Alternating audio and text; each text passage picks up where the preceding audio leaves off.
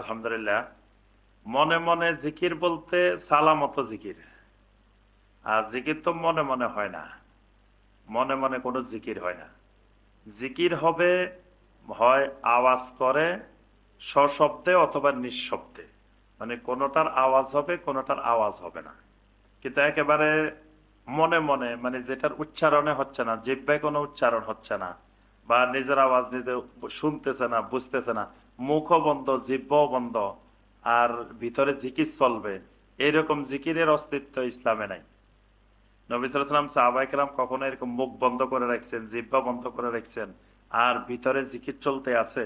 এটা হয় মনসুর হাল্লাজের জিকির, যে তারা এরকম বসে থাকলেও বন্ধ করে রাখলেও এরকম জিকির চলতে থাকে।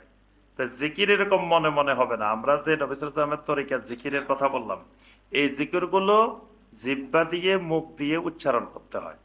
তা আপনি রাস্তা দিয়ে হাঁটতেছেন, হাঁটতে হাঁটতে হয়তো সুবহান আল্লাহ বলতেছেন, সুবহান আল্লাহ বিহামদিহি সুবহান আল্লাহ আজিম বলতেছেন, অথবা আপনি সুবহান আল্লাহ আলহামদুলিল্লাহ ওয়ালা ইলাহা ইল্লাল্লাহ আল্লাহু আকবার এগুলা বলতে বলতে আপনি যাচ্ছেন। এমন সময় কোনো ভাইকে আপনি দেখা হলো, তো সালাম তো দিবেন আপনি, উনি দিবে কেন? আপনি তখন এই জিকির বন্ধ করে তখন ওই জিকিরে চলে যাবেন।